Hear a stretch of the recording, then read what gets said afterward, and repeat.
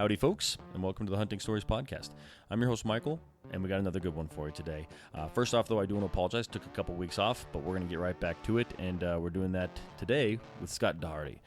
Met Scott in Gunnison at a backcountry hunters and anglers event. He was serving up mountain lion green chili, and it was the best green chili I ever had. Got to talking to him, his wife, petting his dogs. The guy is a hounding machine, and he had some fun stories for us today. So I don't want to steal too much of his thunder, but I want to thank Scott for coming on the podcast, and thank you guys for waiting patiently for this next episode to come out. So thank you guys. Now let's go ahead and let Scott tell you some of his stories.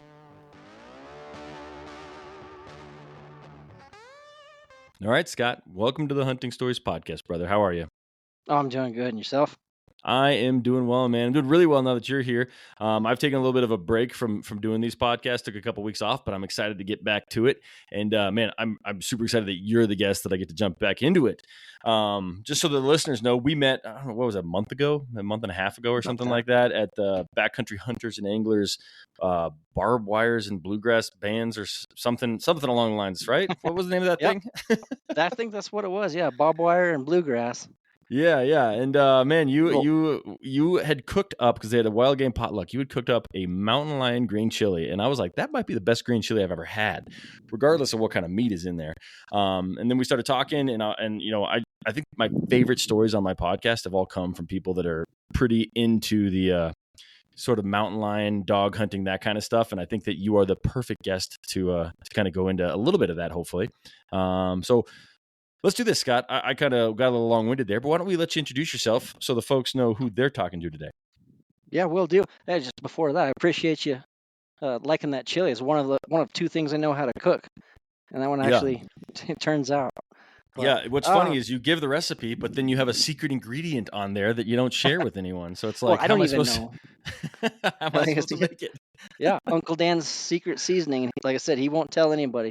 It's what he does for Christmas. He gives everybody a jar of Dan's special seasoning. Well, you're gonna have to tell Dan that I'm gonna need a jar for this Christmas. I'll pay him for it. So I'll get you one. Perfect, Scott. Well, why don't you tell the people who you are and a little bit about your background.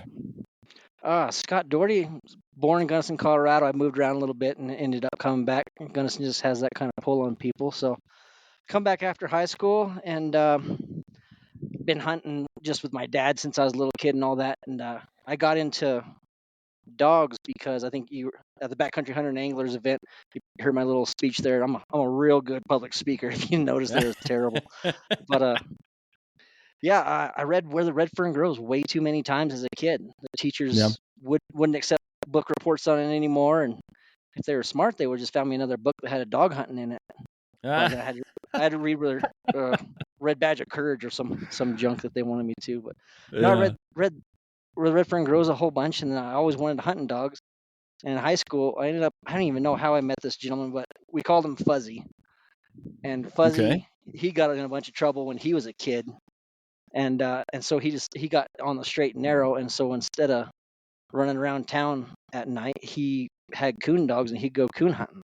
And somehow a friend of mine introduced me to him, and I just started hunting with Fuzzy, and that was like, I was like, this is where the Red Fern grows. This is exactly what I want to do. This is great. Yeah. We'd spend nights out on the river, and this is before GPS, and I think they had telemetry out back then, but it was too fancy for us. So we just go turn dogs loose, and you have to sit there on the tailgate and listen for them. And then you hear them trailing, and they strike a track and trail it out, and you wait for that tree bark and that big locate, that big long ball locate. And we didn't do it like competition guys where you're doing 2 dogs at a time. We'd show up with a dozen dogs, and so we'd claim the entire river bottom. And it was beautiful music to listen to, and I really, really enjoyed that hunting with Fuzzy. And I got out of dogs after I got into college, and shortly after that, I realized, I was like, living in Gunnison, you need a winter hobby. And I can only slide down a mountain so many times before I'm bored of it. I mean, there's people that love it, and God bless them, but 2-3 times, and I'm good for the year. So I feel like some people, it's more about the beers after skiing. It's not so much about the skiing itself. Well, that's what it was. Yeah, I wasn't drinking beers then. I should have done that more. But yeah, so I figured I needed a winter hobby, and I literally sat down and thought about it. I was like, well, I love dogs and I love hunting, and I want to see a mountain lion. I'd Yeah. never seen one, and I was like, that would be just cool to do. And I knew, it was a little expensive to go hire a guide. And well, it turns out I started looking around, and a buddy of mine, it was not so much a buddy of mine, it's just a guy I knew. Like, he was my cousin's age, like 10, 15 years older than me. And I knew Yeah. he had dogs. And I ran into him at the bar, and he'd always tell me these awesome, fun stories. And I was like, well, take me with you. And I get his number, and he just wouldn't answer the phone. Just Oh, wouldn't answer of the phone. course. Right? A turd. But he'd tell me all these great stories and then just ghost me. Yeah. But so eventually I was serious about getting into it, and I saw him at the rodeo grounds, and he'd tell me, oh, I got dogs for sale. I was like, all right, well, I'll come find you. And I never could find him. And I wanted to do it, so I decided I was just going to do it. So I just started looking around. I did the worst thing you could do. I went and got the free dog. I was lucky, and my free dog turned out okay, not very good. What breed was he? Oh, he was a Walker Blue Tick. His name was Boone. Okay. That's a good name. Strong name. Oh yeah, right. I think every hound hunter's had a dog named Boone at one point. Yep. That's if I had a hound dog, that's probably exactly what I would name it. So I like it. Like I said, strong name. So eventually I just started accumulating dogs, and every time I saw him, I was like, hey, let's go. And he kind of, we didn't take me serious. And that's kind of a thing with a lot of these like true houndsmen. They're not going to take you serious. Like, everybody ask them, oh, let me go lion hunting with you. Let me go lion hunting with you. The worst thing you can ever do is ask a guy like, hey, I just want to kill a lion.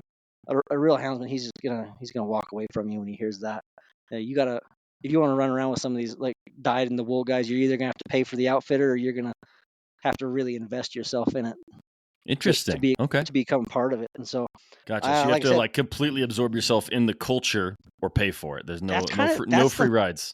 That's the feeling I got from it. And there's like, you got to almost volunteer to go run roads and do that kind of stuff. Like I said, the guys that walk up to me and say, I just want to kill a lion, I forget about them as soon as they walk away. Okay. I lose that number. I'm like, bah. Because I'm in it for the dogs. The dogs are all I'm about. When a guy says just a lion, he didn't say anything about the dogs. He didn't say anything about learning about the lion. He just wants to shoot a lion, which I like lions. Yeah, they're just super like the mule cool deer animals. guys do. Yeah, just like the mule deer guys and the elk guys. They love their elk and they love their mule deer. I love my lions. Yeah. I always give those guys shit that elk and deer out there to feed my lions. They don't like that. But that's awesome, man. So I accumulated some dogs, and I got some young dogs, and Boone, and like I said, he wasn't great, but he was a dog and he did it. And so I knew where this guy lived, and I knew what ranch he worked for, and so I figured like he's gonna be hunting the mountains around the ranch. And so what I started doing is I just started running all the roads before him, or I was trying to do it before him. It was hard to do because he woke up earlier than me to do it. Gotcha. Let me ask you real quick, Scott, just because I want to make sure I'm making an assumption, and I'm assuming some other listeners might be as well, but running the roads means you're basically driving around looking for paw prints in the snow. Is that right? That's what you do, yeah. You okay. Drive around. I just wanted to make sure that I wasn't picturing the wrong thing here. Okay, continue. Oh, yeah. Yeah, I'm not just jogging around. That sounds terrible. So, yeah, you drive around at night and looking for cat tracks, and that's actually, no one talks about it. That's actually a lot of fun. I get a kick out of it. You see all kinds of weird things in the middle of the night. Oh, really? So you do it at night. So why is it you doing it at night versus during the day? Because like you're worried about snow covering the tracks, or what is the logic behind the evenings? Well, that could be it. If you got a storm coming in, you want to get ahead of it and see if you can't get on a track before they get covered. But I like to do it at night because I like to be able to turn loose when the sun comes up. And I got a story for you here in a little bit that'll explain kind of why I like to turn loose first thing in the morning. Okay. But so I was running roads, and I knew where he was, and I started running his county road, and we passed each other. He was on his way to drop his daughter off at the bus stop, and he gave me the big old eyeball, and we passed each other. I think he realized who it was, and he jammed on the brakes, so I jammed on my brakes, and we backed up. He goes, "What are you doing?" And I said, "Oh, I'm just out looking for a lion track." And he goes, "Well, stay here, and I'll be back." And so he runs and drops his daughter off. Okay, suspicious. Yeah, all right. So he runs and drops his daughter off, and he comes back and he goes, "I got a lion track. Let's go." And he'd already been up since God knows when, and he cut all the roads around there before I got out of bed. Yeah. And And so I showed up. He knew where I was going, and I was headed right to where he had a lion track. Because before I even had dogs, I cut lion tracks on this road. So I was gonna go look for it, and he knew I was heading in that direction, so he stopped me before I did it without him. And he had some really good dogs. He's got one that was he's legendary, and he's still alive. But if you talk to anybody in Gunnison that knows this guy, they know the dog's name too. Oh yeah, that's pretty cool. Yeah. And so yeah, after that we started palling around a little bit, and he took me under his wing. He's my mentor for 4, 5, 6 years there, and I learned a whole bunch from him. That's cool, man. It's Yeah. hard to find a mentor with regular hunting. I can't imagine how difficult it would be with something like hound hunting because, like you said, there's a barrier to entry, and it sounds like you paid enough to get in there. Yeah, I just wanted to do it, and I knew what it was going to take to do it. Well, that's a lie. I didn't know. I was used to that coon hunting, sitting on the tailgate, and I was like, lion hunting, that sounds great. We'll go sit on the tailgate and listen to some dogs, and they are not the same thing. Yeah. Not even close. But Oh man. yeah, we run around a couple of years there, and before that, I run around with him for a little bit, and we caught a couple cats, and I wanted to tell you the story on the first cat that I caught by myself, and it's Okay, kind of a let's fun do one. it. Yeah, I learned a lot on one trip. I learned a whole bunch. And Typically, when someone says they learned a lot, it means a lot of mistakes were made. So I'm excited to hear the story, that's Scott. exactly it. Well, oh man, I don't even know where to start this darn thing. Well, I was running around, and what I had is a 91 Polaris Arctic cat, Okay. and then an ice fishing sled that I put a dog box on. And Oh, so I was running awesome. around, and I was deep in the mountains, and like the snow was set up just enough for that old tiny sled to get places.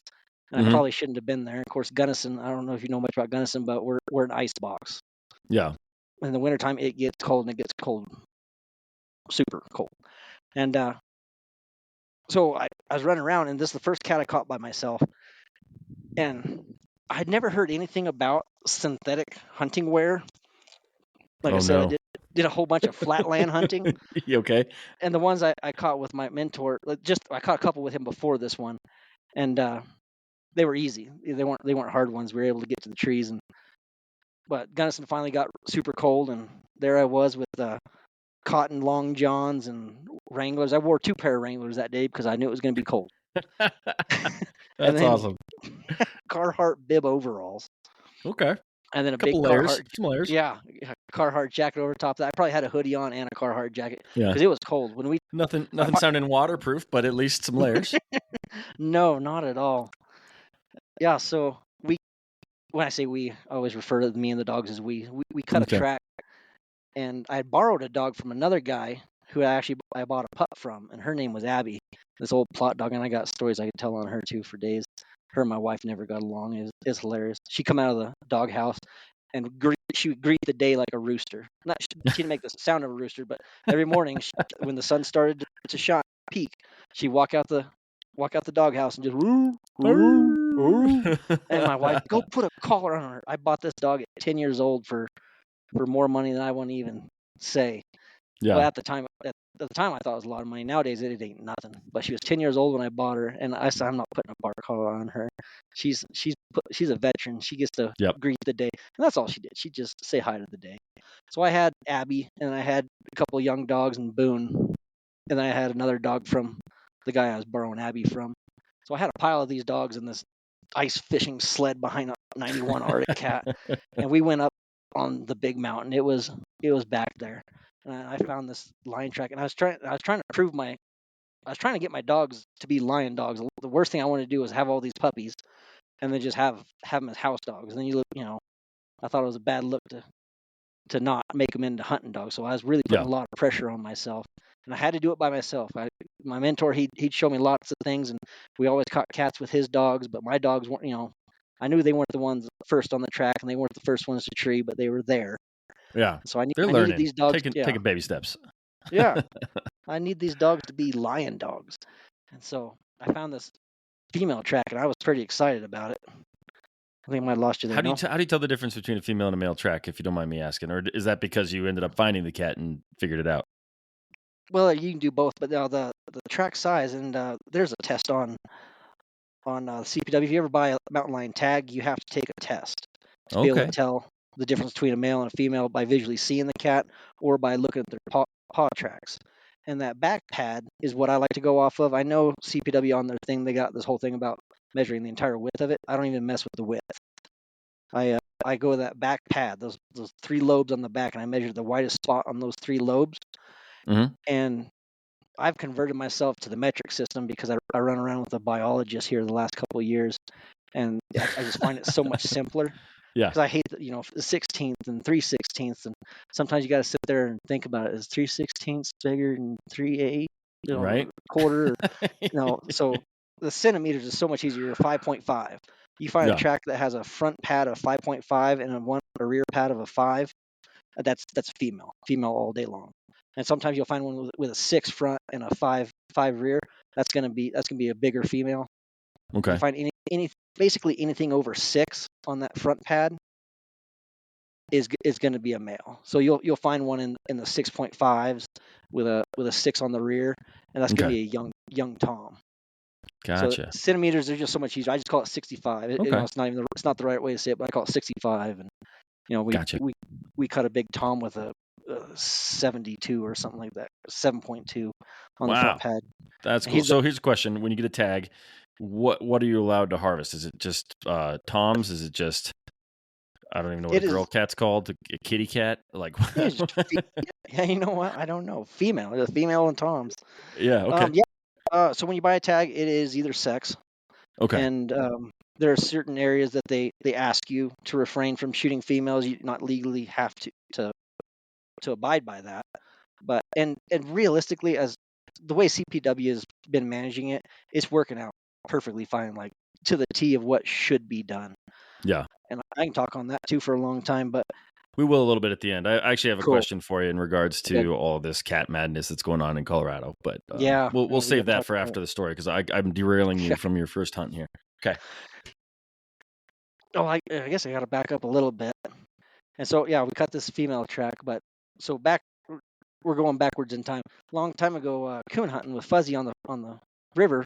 There's me, Fuzzy, and a couple buddies, and we treated this coon. We had some young dogs. We wanted to get trained up a little bit, and they said, "Why don't you go climb up that tree and get him to get out of the tree." Have you ever heard of a coon squall?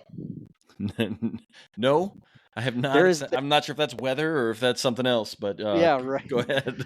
So there's a thing called a coon squall, and they actually sell it almost like a duck call, but some guys can make the same sound with their mouth. It's a terrible sound. It's almost like a dying rabbit, just slightly different. So they sell the calls, and some guys can do it with their mouth. And well, lo and behold, I climb up this tree, and I get out on this big branch, this big cottonwood, and then one of those guys, Kyle. His name was Kyle, and he starts squalling, and I knew what he was doing. I said, "Kyle, knock it off. And I had a light with me, and I shined it, and this big old boar coon, he was facing away from me. He turned around and started coming down the tree at me. I was like, "Oh, jeez!" I was like, "Kyle, knock it off!" And that thing come down the limb at me, and then jump limb to limb and off onto the ground. And they turned the puppies loose, and they went and treated him again. So back to present day, I find this female track, and it's about 0 degrees and about 1:30 in the afternoon. Damn. Okay. Yeah, just Gunnison. That's just what it is. 0 degrees in the sunlight's actually not too bad. 0 degrees in the shades, it's a different story. Or with the breeze, right? There you go with the breeze. And so we turned loose. I turned loose Abby and these 2 young pups I got, and Boone and the other dog, and they lit out, and they just lined it out. And this cat stayed pretty well just graded straight across the side of the mountain. And I was trying to keep up as best I could, and lo and behold, look on the GPS, and they put this cat up a tree, and I was excited. And even to this day, I swore it took me 10 minutes to get to that tree. Like no time at all to get to that tree. I guess I was just excited and fired up, adrenaline. Oh yeah, I get that. And I get to this tree, and I'd been told before, and I remember from my coon days, like if you can jump that game out of the tree so the puppies can see it, because I know those puppies weren't the first on the track, and they weren't the first ones to tree. They were just there, and they're getting some learning done, but I don't think they'd even seen that cat. Got it.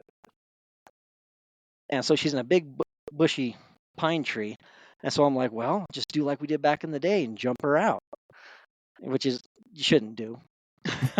So I climb up this tree, and I get within, an arm's reach of her, and I got a little stick, and I'm banging on the tree, and she gives me the what for, and I realize this is a terrible idea.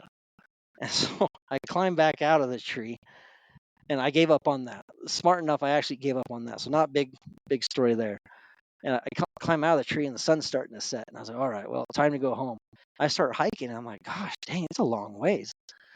And then my wife calls, who's my girlfriend at the time, and she goes, what are you doing? I was like, oh, man, it's getting pretty cold. I don't know how far we are. I think I'm going to try to make a fire. She's okay. Then about 5 minutes later, she calls back. She said, what are you doing? I was like, well, I can't make a fire. My lighter's wet. And the paper I have in my pocket, of course, I have paper instead of a fire starter. Yeah. And nothing will light, and I can't get a fire going. Phone dies. Oh, God, of Yeah. course. Is Luckily, that your general sense of direction, or do you have another GPS or something? no, I had a GPS. I mean, I'm on a mountain where I know what direction to go. At least I know if I head west, I'm gonna hit the snowmobile trail. Okay. And so I know what direction we're going. We're good on that. It's just getting cold, and all those Carhartts and everything's just started freezing. So as soon as that sun, it was 0 when we turned loose at 1:30. It's well below 10 below by now. I want to say 20 below, but I'll probably be lying. And so I'm trying to walk, and everything on me is freezing up. And the dogs are, and I'm following the trail that we came in on, and the dogs are there. Gets a spot, and they'll curl up and they'll lay down, and they're super tired. And we keep going, and it must have been, I don't know how many miles it was, but it was a couple miles. And I'd have to, like nudge him with my foot and like, get up, let's go. Nobody's stopping. We'll stop when we get home. Like, keep going. Yeah. And we get to this 91 Arctic cat, and this time, at this point, my wife, she's losing it. It's been dark for a couple hours now, and she knew where I was. Thankfully, I'd actually told her this time which direction I was going, and I don't always do that. So she calls search and rescue. And they're like, oh, it's going to take us so long to get ready. And she's like, okay. And so search and rescue is getting ready at that time. And she calls my uncle. And my uncle and my neighbor are good friends. And the neighbor knows me real well. And so my uncle get in a truck, and they start coming to look for me. Yeah. And so about this time, I get to that 91 Arctic cat, and I get the dogs loaded up. And I grabbed that pull start, and I did a little tiny prayer. I was like, just come on. Because I'd done some work to this thing just to get it to move. And I pulled it once, and it started, and I was just as happy as when I caught that lion. Oh man, I can imagine that cold weather can wreak havoc on batteries and all sorts of different things. How do the dogs do in that kind of temperature? Are they fine or? Well, I don't like being out below 0. We've done it before. Anything past 5 below, I'll just wait for the sun to come up more. And there's been days where we'll cut lion tracks when we're like, it's not going to get above 10 below. And there's no point in doing it. I've heard of different health issues that you can have. And at the same time, I don't want to run the lion at 15, 20 below. So I won't, we just won't do it. Yeah, you that makes gotta sense. walk away from it. But so the old Arctic cat Prowler, she starts up, and I'm doing my little happy dance, and I let it warm up for half a second. We pull a Yui, and we're coming down off the mountain. And at this time, I'm riding a high. I was worried for a little while there, just trying to get out. But after I made it, after I got to the snowmobile, I was just recalling the whole day, and I was like, man, I'm a big lion hunter now, man. with my one cat. And I'm coming down the mountain. I see these headlights. I'm like, who's this dummy driving up this mountain this time of night? What a bunch of yeah. And so I get to it, and it's my uncle and the neighbor. I was like, hey guys, how you doing? They're like, oh, how are you? I was like, doing great. Just I'm trying to tell them the whole story. Like, why don't you get in the truck? And I was like, no, just the truck's like 4 miles down the road, and sled's running. I'll just run there.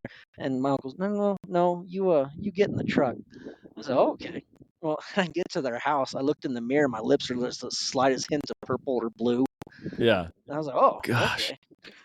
You're like, man, I must have been cold. All right.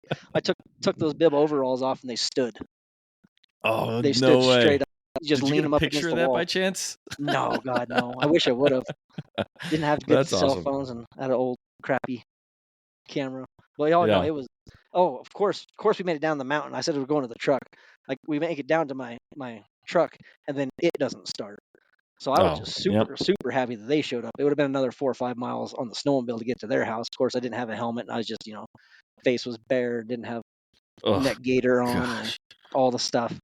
But so Yeah, you can only ride that first cat high for so long before your body does go, okay, yeah, I rode I'm in that for trouble. a couple days. I rode it for a couple Okay. days. Well, It was good, pretty man. good. Good. You deserve it. But yeah, that was the end of that. Well, actually, that was the beginning of it all. So Yeah. I mean, even after that, so the wife, she's got me GPSed up, and she tracks me just like I track the dogs now. She knows exactly where I'm going, and That's smart. yeah, yeah. That's I why discovered that's why we marry good women to keep us smarter than we actually are, right? exactly. That's it. She dang sure smarter than I am. But I met her. I'll agree with that. I bet you both. So thanks, bud. Thanks. yeah, of course. Oh, cool, man. Well, give us the next one. That was a great story. I love that. Well, I guess I got kind of a theme going on here about staying out of trees. So it's maybe a year or two later, my mentor calls me up. I'm at work, but I had a job. I was working at a tire shop, and so I just take the dogs with me. I put them in my dog's box in the back of the truck, and then How many dogs at this point? I think 4 or 5 dogs at this point. Okay. So it's about what I have right now. I just kind of like that number. They fit in Okay. my box, and so I put them in the dog box, and then wintertime's super slow at a tire shop, so I just pull in one of the bays that we don't use, and then I turn them loose, and they'd hang out in the back of the truck and jump on top of the box, and they'd greet people, and it's Yeah. super great way to socialize a dog. And so I just had them with me all the time. I just had all my gear to go with me all the time, and I bought some wool long johns and synthetic long johns and good socks, and Yeah. I got geared up. Yeah, the next Christmas, oh man, my wife she spoiled me with all the proper hunting equipment. Right. Just trying to keep you alive. Yeah, yeah. So he calls me up and he's like, "Hey, what are you doing? You think you can get out of work?" I was like, "Heck yeah, I can. Tire shop in February, ain't nothing going on." And so he's like, "I got a lion track. She's just a little female." I said, "All right, cool." So we went out to the ranch he's working at, and we drove up on the mountain and cut loose and trailed down to this little rock pile, and the dog squirted a lion out of that rock pile and trailed it around about half mile and put it up a tree, not a very big tree. Well, the tree was decent size, but she wasn't up there very far. And so we Yeah. get to it, and he looks at me and grins and go, "Hey, go tickle her tail." And I was about to say yes, and he goes, "No, I'll do it." And so he starts climbing up this tree, and I gotta find it. If I can find it, I'll send it to you. He might have it on his socials. But there's a picture, and that picture, Michelangelo may have painted it. Oh yeah, And yeah, it's like the the Sistine two Chapel where gods they're. reaching for each other. Yep. The Sistine Chapel, I Yeah, think, is what you're yeah, talking the about. Yep. guy's reaching for their hands, and they're just about to touch their hands.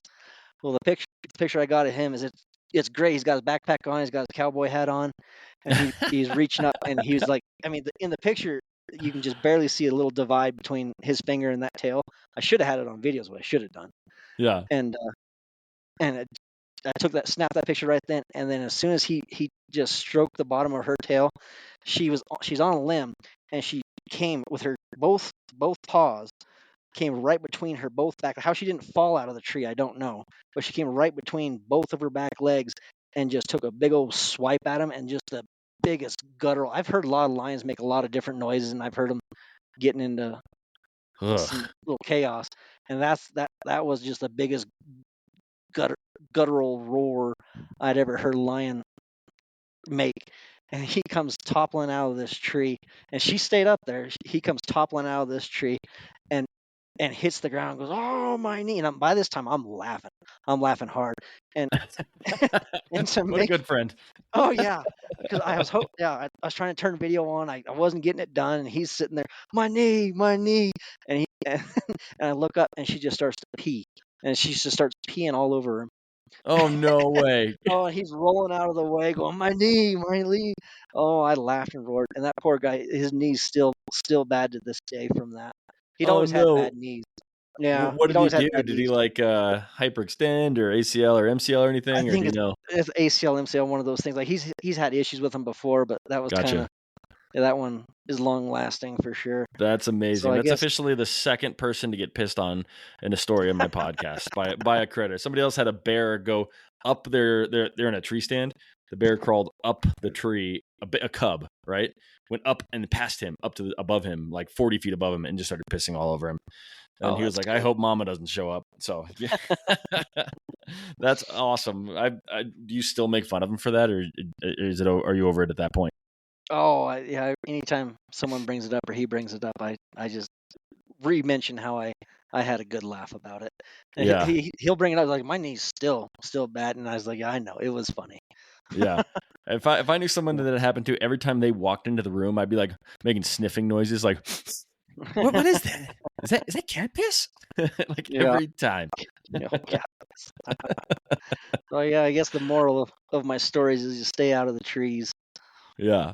Oh my goodness. Yeah, I would be. I wouldn't. There's no way anyone could pay me enough money to climb up a tree after a mountain lion. Just you guys are braver than I am, I guess, or Yeah, dumber. Maybe a little bit of both. probably dumber. Yeah, when I did that, I wasn't thinking. I got up to it and I was like, oh, just like a coon, they just jump out. No, they don't. They That's don't do awesome. that. Well, what else? What else you got, Scott? This is fun, man. Well, I'll listen to stories as long as you'll tell them. So let's keep going. If you got a couple more. All right, what do we got? Well, that picture I sent you, that big Tom. Yeah. I got not overly exciting, but it was a good time. So I'm doing the mountain lion study with the biologist, and I was cutting roads in the morning, and I come across this track, and I didn't even jump off the snowmobile. I knew exactly what it was. I was like, holy God, this is Mufasa.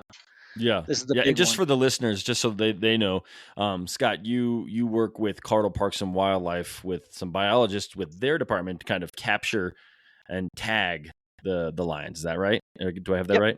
Yep, Okay. correct. The last 3 years, I was able to do the Gunnison Mountain Lion Study and help tag and collar lions for a population and density That's awesome. study. How Oh, it was, many did you tag in the last 3 years, you think? we did 12 the first year, No way. and I think 10 the next year. And then this last year, I only got to do a halfer, and I think we only caught 3 or 4. It's a super Okay. slow year for me this year with them. So, Is that because but they have other dog guys, or they just going to different areas, or their priorities changed, or what do you think was the reason for that?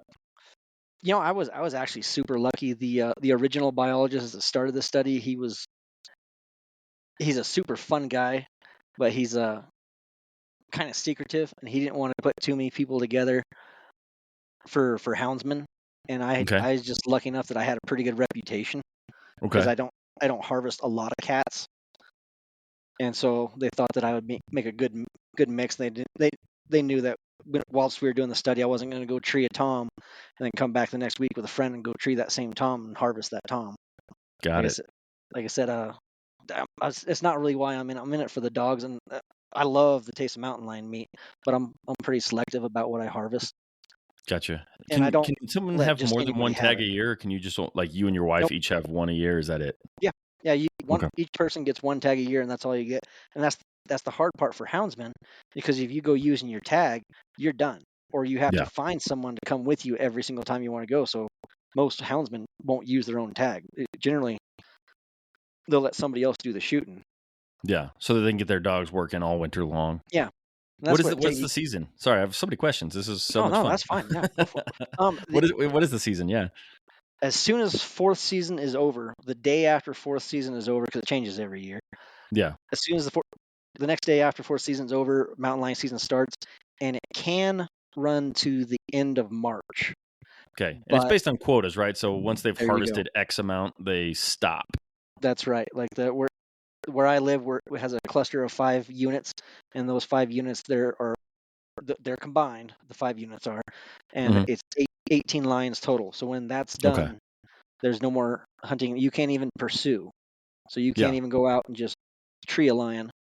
So you have to travel. So, and every group of units has that same quota and Okay. mandate that they got to follow. That's cool. So that Colorado Parks and Wildlife biology study was pretty great for your dogs, right? Because you got to get out there Oh and my do it a God. lot more. Like you're almost eating up the whole quota technically if you were to harvest those cats. So probably dogs developed a lot in the last couple of years. Oh, if they gave me that job, I would take half of what I get paid now at my job to just do that job. I mean, Yeah. as long as they gave me bread and water, I'd be fine with it. Well, let's double check with your wife before we make that commitment. But I understand, Scott. That's cool. It's awesome to talk to someone who's just like so passionate about like just one particular thing. So specifically, just lions in general, not and your dogs. This is super cool. But I interrupted your story again just because No, I that's just fine. don't know enough about this subject, and I think it's super interesting. But yeah, go ahead. Well, I think you caught up on you were talking about that big lion you sent me the photo of that you tranked. Yeah. Yes, I found the track, and then I called those guys up, and I don't know, I was pretty optimistic and that morning because we had a fresh snow, but this is Yeah. starting to get sort of spring. So like you're saying that this study is really good for my dogs. Well, it's fantastic because when the unit closes, I still get to pursue lions with my dogs Yeah. for the CPW, and nobody else in the entire study unit gets to. So I'm the Yeah. only person with I forgot how many it is, like 200,000 square acres. I don't know. It's an obscene amount of. It's Gunnison Valley. It's like the Yeah. entire Gunnison Basin was mine to hunt by myself. No one getting in front of me. None of that. Yeah. So No elk hunters, no deer yeah, hunters, just well, you yeah, no and lion your hunters. pups. No one cutting roads in front of me, looking for Yep. tracks. No one treeing lions in front of me. I got it all to myself. So it was fantastic. When I knew I was getting that study, I immediately started searching for a pup.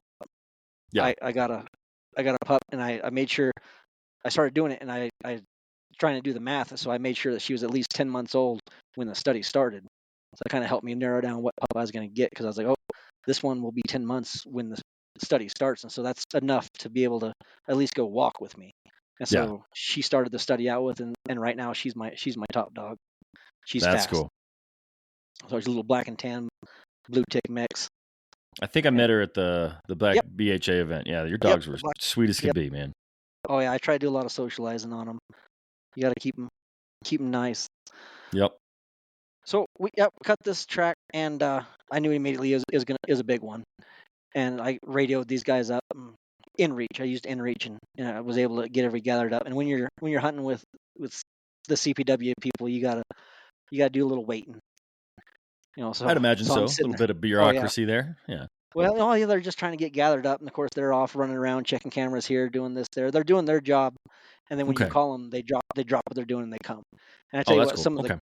greatest people I've ever. I don't know if I'm lucky because everybody always likes to shit on the CPW, and I don't know what their people are like in their area, but people in unit or area 16, they're fantastic. Every single one, I know all of them, and Yeah. they're just great people and Man, hardworking people. everywhere I hunt, I go out of my way to call up the game warden and the different people that are responsible for those units, and I've never had a bad experience. I'm Right? sure people have bad times, but like, they're going to check for your tag and your license. That's what they're Yep. supposed to do. They do. But yeah, I've never had a bad experience, and I've had some funny conversations. Like one time I was antelope hunting for archery. It was my first time, and my buddy was like, "So, give us any tips?" And she's like, yeah, well, the best thing I can tell you about archery hunting antelope is don't archery hunt antelope. And I was like, that makes a lot of sense. So, Yeah. they got a Yeah. sense of humor, and they're just people. So yeah, I'm with you, man. They're everyone I've ever talked to has been wonderful. Oh, and these biologists, the amount of hours they put in, they don't get paid for all the hours they actually put in. Oh, Like interesting. I kid you not, these guys they'll do 22-hour days easy. Like the techs, even not even just the biologist, the techs that he has working for him, like, and it's a big sense of pride thing. Like, oh, we're going on a 3-day bender right now. We're just checking trap. Well, they also did trapping, which I didn't much care for. I was like, don't trap that cat. Just call me in the morning. We'll go catch it. And Okay. they'd sit on traps all night and not catch nothing. I just razz them, poke them in the rib as much as I could. Like, see, wasted all that time staying up all night long sitting for nothing. We could have had them Yeah, caught first thing, freezing your first thing the ass sun comes off. up. Yep, yep. But like, yeah, they're great people. So I get them wrangled up.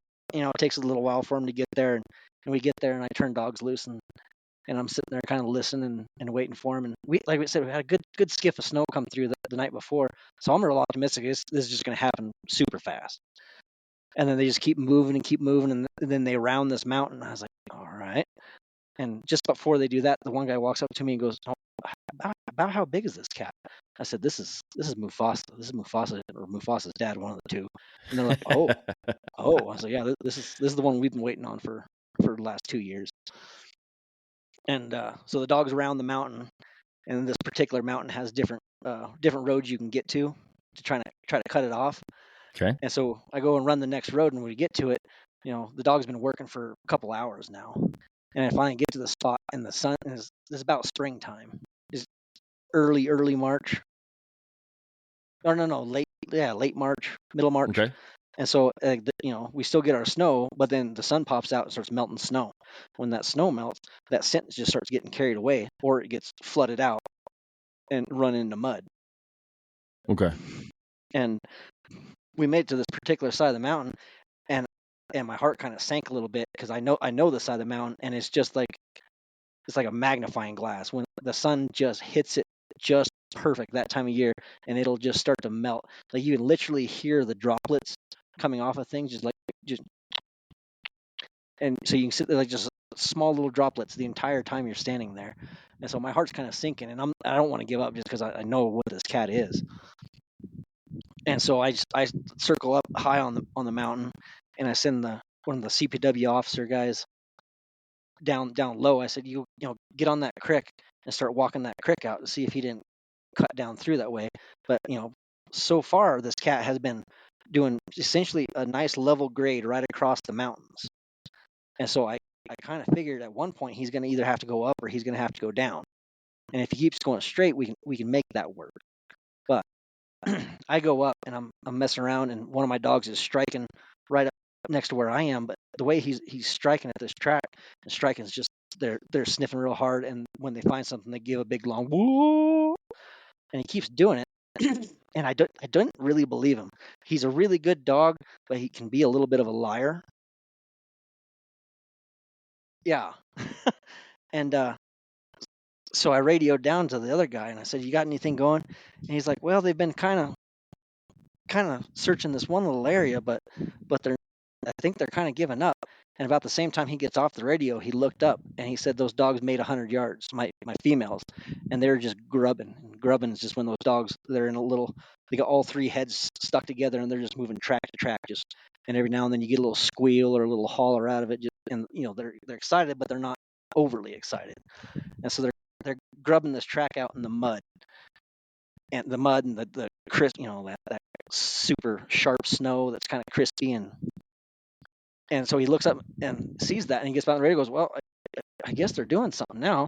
I said, and I can see on the GPS that they move forward 100 yards, and I said, "If they're going to grub it out, just let them grub it out, and we'll just sit here all day." And I started coming down off the top of the mountain to come meet up with them, and they made another 100 yards, and then they made another 100 yards.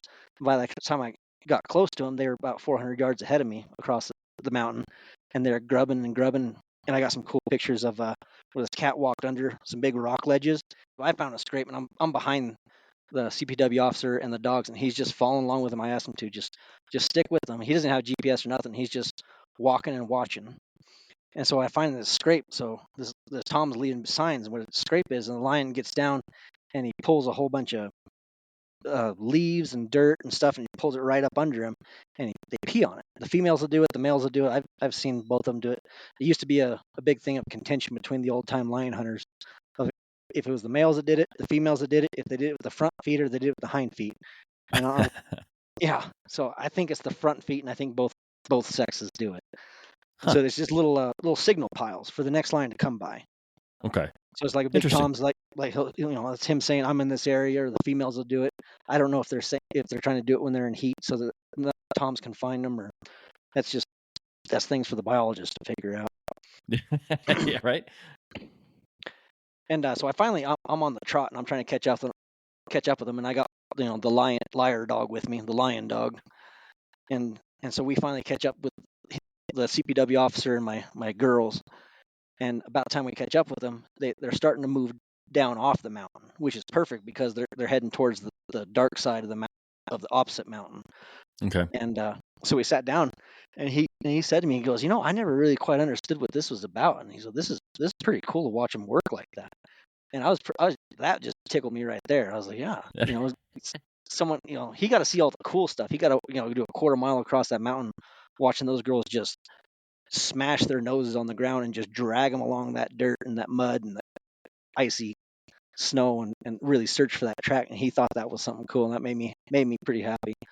And so we sit down on this rock because by now I don't know how many hours we're into this, 6 hours at least. and we sit down on this rock, and we see them trailing down towards the snow. And so just wait and watch when they hit that shadow there, and they hit that shadow, and then they just started leapfrogging each other. It went from that slow crawl, that grubbing, and then they just started just jumping in front of each other. Just each dog just trying to fight for the front of that track. Yeah.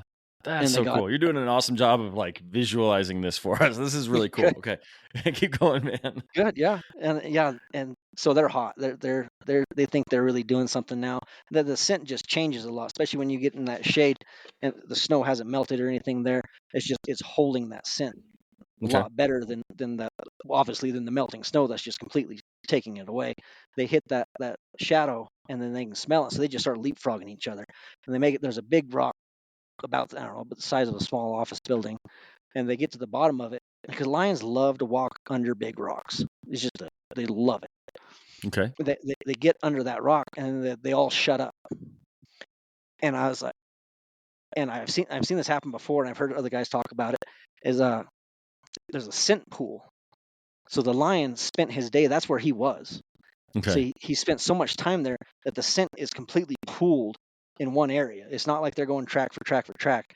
Those dogs just walked into a big cloud of lion scent. Yeah.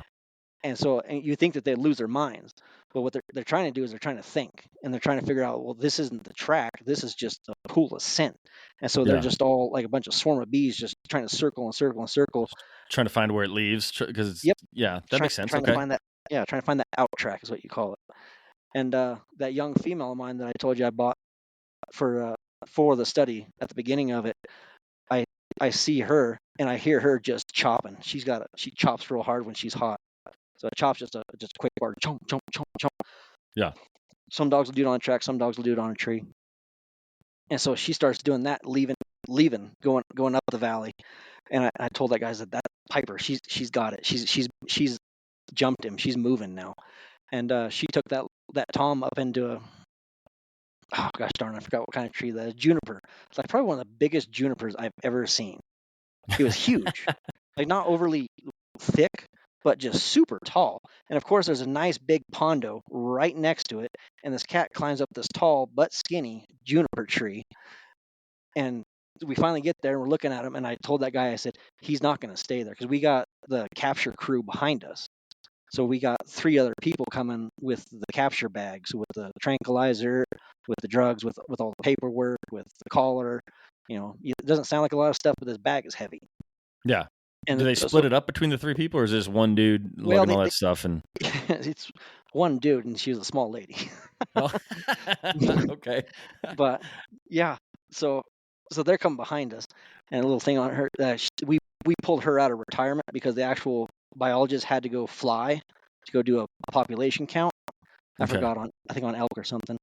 But so he wasn't able to make it in. So I like to say we brought her out of retirement because she's pretty cool. And she's a temp, so she only works 9 months of the year. And so halfway through the lion study, they forced the temps to quit. Okay. And so they got her to come back in, and so they have the capture bag. And this will tie into here in a little bit. That she went and picked up and come out, and she got together with the other 2 CPW officers, and they're making their way to the tree. And I told the first guy that's with us and that was trailing with us, I said, this lion, I don't think he's going to stay. And I'll send you some pictures. And he's at the top of this thing, and I told him, just sit down, just be quiet. We don't want to cause a big fuss. And so he sits down, and I'm just real slow, and I walk around. I'm not, trying to keep the cat calm. Yeah. And so I'm walking around. I leashed up a couple dogs, and tied them back to some trees and stuff. I was like, well, if he comes out, I don't want too many dogs right behind him. I want him to be able to I want that lion to run for a little bit, get a little winded, and go up a tree. I don't want the dogs right on him. Gotcha. Okay. Yeah, that's a different story. From when the dogs get to him, how far do they typically run before they get winded and go up a tree? It'll depend on where you are. Okay. Like there's some terrain, yeah. Yeah, some dry ground stuff. If you're hunting book cliffs and stuff, those tiny little cliffs, the cats they can trot all day. And they'll jump up a 15-foot ledge, or they'll jump down a 15-foot ledge, and the dogs will get ledged out, and they can't move forward. Gotcha. And so That makes sense. they'll have to run a long ways down to try to find a way to skinny down or a way to skinny up. But like if you're in deep snow and stuff like that, if you can push them for a couple 100 yards, they'll go right up a tree. Okay. Well, that makes sense. All right, cool. So like I said was going to happen, he wasn't going to stay. And as soon as other people showed up, he jumped tree. Well, the only downhill to do is right in that same little valley, that little draw that we just came up. And so he jumps down it, and there's one CPW officer not in the greatest of shape, and he's coming up it, and I guess he just looked up, and here comes his lion just barreling past him, dogs on him, dogs 10, 15 yards behind him, just woo.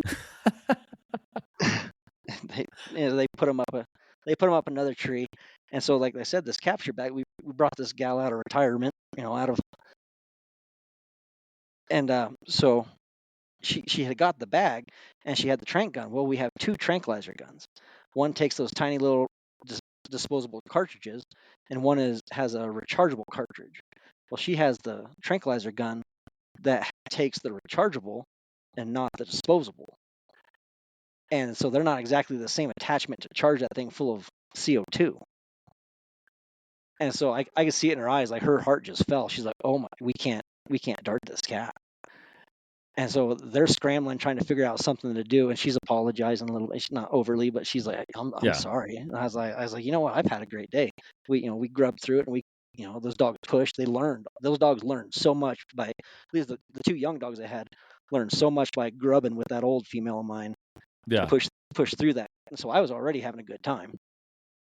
And so these guys they're scrambling, and what they're doing is the one guy would take this disposable charge and just smash it on the port where the rechargeable is supposed to go, and hold it there. He's got a glove on, but you know how cold those CO2 cartridges get.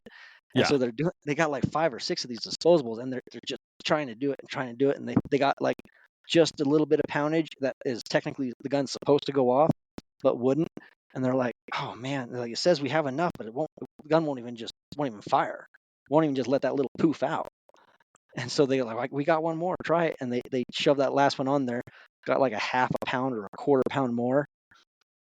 And I wasn't even paying attention. I just turned around and everybody's high-fiving. I was like, "What the hell happened?" And they took the shot, and it was just perfect, right where they wanted it to be. And, yeah. And so that's the end of the story there. Got tree climber climbed up the tree, and we got him out of there. And they fall asleep in the tree? They don't like fall down? Well, most of the time they do fall asleep in the tree. They'll just they'll be on a good limb.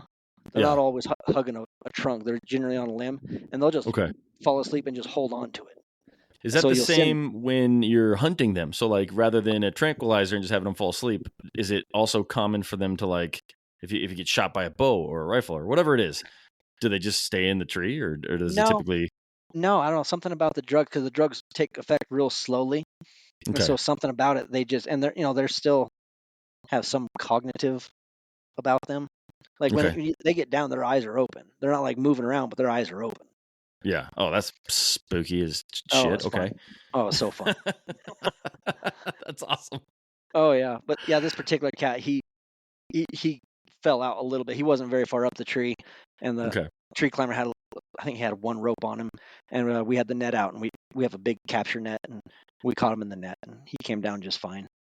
Gotcha. So you're telling me that picture you sent me of that cat, his eyes, they kind of look closed, but you're telling me they're just like slightly open, and he's aware, and he's like, "What's this dude holding me?" Yeah. That's crazy. He was fully alive, and his eyes weren't completely open, but he's just, he's stoned. He is feeling pretty good. Yeah. He's having a cool time. Okay. That's crazy, man. How big was that cat? It looks bigger than you, but it's in front of you, so it's hard to tell. Yeah. Lions are deceiving, and I got a picture laying next to that cat, and he still looks bigger than me. He's only 163. 163. Damn. Yep. Okay. That's crazy. Yep. I'm sure you're familiar with Derek Wolf, right? Yep. And his cat that he shot, was it 2 years ago or something at this point? Have you ever seen a cat the size of the one that he shot that was like 200 pounds? I personally have not. I got my mentor, they claim to have shot a cat of similar size. Yeah. And I've seen the pictures of that, but those guys, I don't think they're taller than 5'10". And I know Derek Wolf is a big man. Yeah, he's 6'6". Yeah, that's That's a big guy right there. And the magical 200-pound lion is a thing to behold if you can actually find one. And Yeah. I'm not gonna say he wasn't 200 pounds, but I got to see him on the scale because I've weighed a lot of lions, and Yeah. everybody always overestimates a lion. But Oh, I it I doesn't matter was what told that he species put you're it on. talking about. Everybody's going to Yeah. overestimate, right? Oh, right. But still, it's a giant. I mean, the cat. I mean, considering he's 6'6", like Yeah. 300 pounds, like that cat is huge, and I have no He's a doubt it's monster. 180 plus. But Oh yeah. you are guessing. But that's Well, that's this super Tom cool. that we tranquilized, he didn't. You could feel his stomach. He probably hadn't eaten it. Definitely not that day, and maybe not in a couple of days before. So you go throwing a little bit of actual meat inside of his belly, he comes up to 175 pretty quick. Yeah, that's cool, man. Yeah, no, I'll make sure to share that photo. If nothing else, it'll be the cover photo for this episode because it's a really cool picture with a giant cat. So, all right, Scott, man, this was a lot of fun. I know I only asked for about an hour of your time, and I think we're fixing right about at that time frame. So let's pivot a little bit and talk about some of the other stuff you do. I do have a question for you, but why don't you talk a little bit about your banquet and all the things that you have going on, and maybe where the people can find you, and then I'll ask my question kind of at the back end of that. Yeah. So we have the United Houndsmen of Colorado, where we're going to hold our very first banquet, and it's going to be in Gunnison, Colorado, June 28th. And we're going to have guest speakers. We're going to have Mark Vieira of CPW. He's the fur bearer and predator manager. Like he's the top guy in Yeah, that department, and I like listening to him talk because like he is just facts on facts on facts. Like, that's and he's awesome. not, being the job that he has, he's not going to take a side. But I do, he appreciates what houndsmen do for the biologists. So he has an appreciation for what we do. He's not allowed to have an opinion. We all know that. But he will come in and he's gonna tell you about facts on lions, and it's everything that we've always said. Like their populations are healthy. They're doing well, and proper management and all that. And the other one we're gonna have Dan Gates, and nobody I don't think anybody knows who he is. So Yeah, that'll be a right. big He's surprise. everywhere these days. Yeah, No, God bless that man. I tell you what. he's doing really good work. Really good work. Yeah, yeah, he is for sure. And another one that people may not know that if you're not in the hound community is Chris Powell, and he has a podcast that's a Houndsman XP. And I, being a hounds guy, I listen to that quite a bit. And he gets to tour around and talk to all kinds of different hound guys from Maine to Michigan to Arizona, New Mexico, Texas, and all. So he keeps it pretty That's entertaining cool. for us hound guys. I'll have to check that out because I've got a lot of interest in it. I don't know if I'm ever going to make the jump to getting a bunch of dogs because my wife would kill me. Oh Plus, man, I live in the two burbs, is all you need, man. Well, we You can did do just it get with our two. first dog, and he's not a hound. He's an Alaskan Malamute, so he'd do well in the snow. But I'm not sure if he could do much as far as treeing a lion. But who knows? Cool, man. Well, so where else can people find you? I want to make sure. I mean, if you want them to find you, if you just want to disappear into the mist, that's fine too. Well, I'm kind of a hermit, so. But Okay. no, I'm on Facebook, and if tell you what, if you ever want to talk to me or that, go to United Houndsmen of Colorado Facebook page, and uh, we'll get you accepted into there as long as you're of like mind for sure. And yeah, no, I'll talk to anyone. I love Okay. talking hounds, talking to anyone. So essentially, I'm on Facebook. I don't do I'm not on the Instagram yet. Okay. So that's where Cool, you can man. find me. Where you Cool. find Okay. me in No, the hills. awesome. That's the right answer, I think. But the question I have for you, and this is something I even want to ask, like Dan Gates, is I live in Boulder County. Every place I go, there's an old lady with short hair that drives a Subaru that's asking me to sign a petition to stop mountain lion hunting, trophy hunting, right? And I think that as hunters, we've all kind of heard that same message. It's like we have to voice our opinions. And so the question I have for you, and if you need to think about this, we can get back to it another time. That's totally cool too. But I don't think we need to tell other hunters. I think we all get it. How do we deliver this message to the non-hunter that is undecided on this issue?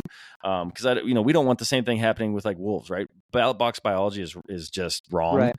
and we're headed in a bad area. And so, how do we convince people that like have no hunting experience that hound hunting for lions is smart, right? Or like, I don't know. I hope you understand kind of what I'm asking, but like, how do we Yeah, as hunters talk to non-hunters? Like, what would you recommend there as far as how do we help push this subject? I don't think it's terrible hard as long as it's a non-hunter and not an anti. Because anti, you're just gonna have a hard time. I mean, Yeah, you can argue with them for as long as you want, but the non-hunter, I mean, it's if you want to. I always end up going to the meat. yeah, I mean, it's an edible animal, and so essentially, it really depends on the kind of questions that you could get them to pose to you. And so yeah, essentially, I think if you eat McDonald's, if you eat meat of any kind, then well, not McDonald's. If you eat meat of any kind, you probably yeah, care about where that meat came from, at least a little yeah, bit. At least you should. And so if you care about where meat comes from, then you would agree with a hunter, say elk hunter, and yeah, that elk hunter wants to harvest an animal that's been free range, non-GMO, no antibiotics, just lives its entire life in the mountains.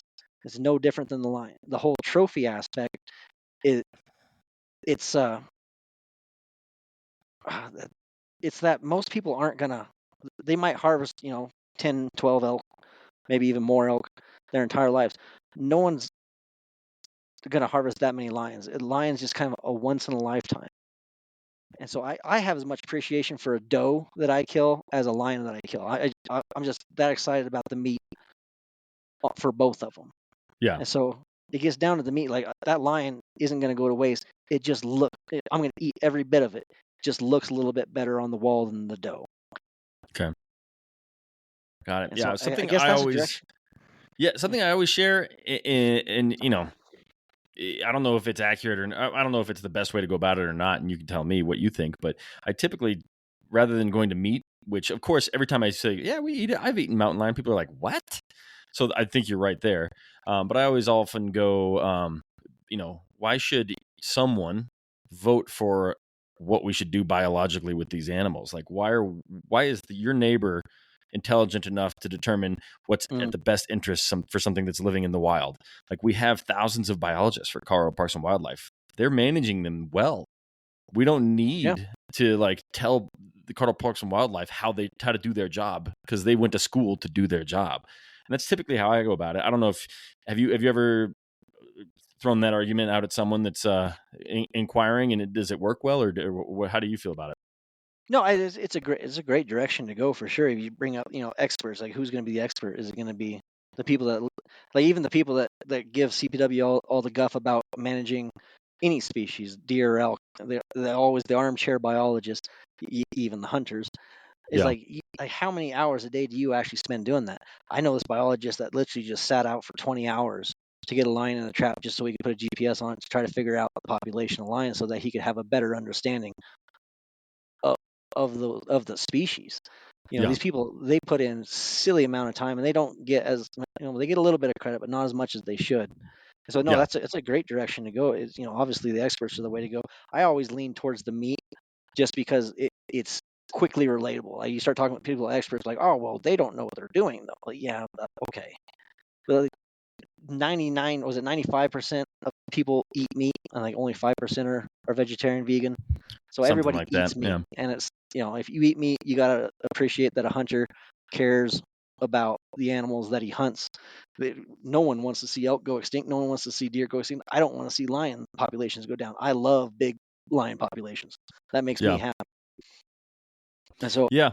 yeah. Yeah, another thing that I actually just heard, and I don't know if this is true or not, and maybe you could share some light on it, but I heard that like they banned lion hunting in California, right? Is that accurate? hmm Yep. But all they did was ban the hunting of it. Now they hire people to go in there and manage the populations. Is that correct? I'm not overly up on California. I know I've heard that there's absolutely government hunters. There's government hunters in Colorado. Yeah, There are guys that take care of problem wildlife that have depredation issues, and that's just the political avenue that they have to go. That Colorado's not going to just give give you a depredation tag. In California, I believe that they have government hunters, but I know yeah, they also have what's called a depredation tag. So there's guys that still have hounds in California, and yeah, so they just sit around and wait for someone to call them like, hey, lion got into my goats, killed two of my goats.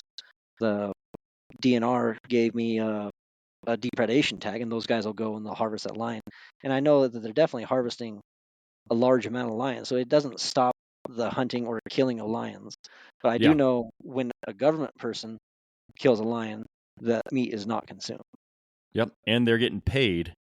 Yeah. And So our taxpayers taxes paying are for it. going to pay that person rather than the person killing it paying Yeah. money that are then going to be used towards, again, conservation. So yeah, it's a tricky thing. But what I'd recommend to all the listeners is don't just talk to your hunter buddies about it. I think that's something that I've been thinking about with all of this is like I need to spread to and for me, I don't really know all that many hunters. I know way more non-hunters than I do hunters, and I need to let those people know. You're in a great 'cause spot. I'm new to hunting. At one point, I knew more vegans than I did hunters. I fixed that problem since since then.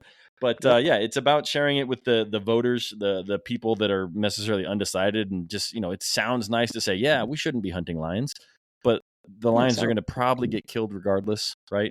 By Colorado Parks and Wildlife to manage populations. All we're doing is taking tax money away and taking away, I don't know, what the biologist's job, right? That they're not be able to do their job if we're voting the wrong way on this kind of stuff. Yeah. So yeah, I feel you there. All right, I'm gonna get off my soapbox, Scott. Man, this was fun. I was smiling the whole time. You're a great storyteller. You did a really good job, kind of explaining the visuals of this type of hunting because I've never done it. It's super intriguing to me, but I felt like I was there, man. So thank you very much for sharing your stories with us today. Yeah, absolutely. Yeah, and well, hopefully we get you out back here again soon to tell a couple more. I'm sure you make several every year. Yeah, I tell you what, if you want to, just find your way out this way. We'll go put a couple in a tree, and you can have a couple stories to tell yourself. Oh man! I don't know if I believe you. I don't know if I've paid my dues to get into the circle that is hunting. We'll put some up the tree. I didn't say you can knock them out yet. Okay, perfect. Well, I'd be more than happy to just come and see the dogs run, man. I think that would be a beautiful sight because. I think, I don't know if you listened to the episode with Cliff Gray and just hearing about those dogs and how that one dog nearly had its face ripped off, but then went right back to hounding and just howling and having the time of his life as soon as that mountain lion let go of him. So I think it'd be something special to see, again, even without a tag. So Scott, thank you again, man. I do appreciate you. Yeah, absolutely. Hey, thanks for having me. Of course. All right, guys. That's it. Another couple stories in the books. Again, I want to thank Scott for coming on the podcast. Hound hunting, I find super interesting. Mountain lion hunting, super interesting. Maybe I can get out there with him. I think it'd be actually pretty fun to do like a live recording where you're just hearing me pant as I chase after these dogs. To kind of hear, what that whole process is like here from Scott. I think that would be super cool. So maybe I can get out there and do that for you guys. But Scott, thank you again. I really do appreciate it. If you guys could all please check out his banquet and look him up on Facebook. I'll go ahead and put a link to that on there. But yeah, guys, if you have any good stories, let me know. I'd love to connect with all of you. I'd love to hear some more stories. It is sometimes a little bit of a pain to find guests, and every guest I've ever had has been amazing. So if you have a story, or if you have a friend who has a story, a family member, whatever, connect them with me. Let's get some more stories recorded here. Thank you, guys. Now get out there and make some stories of your own.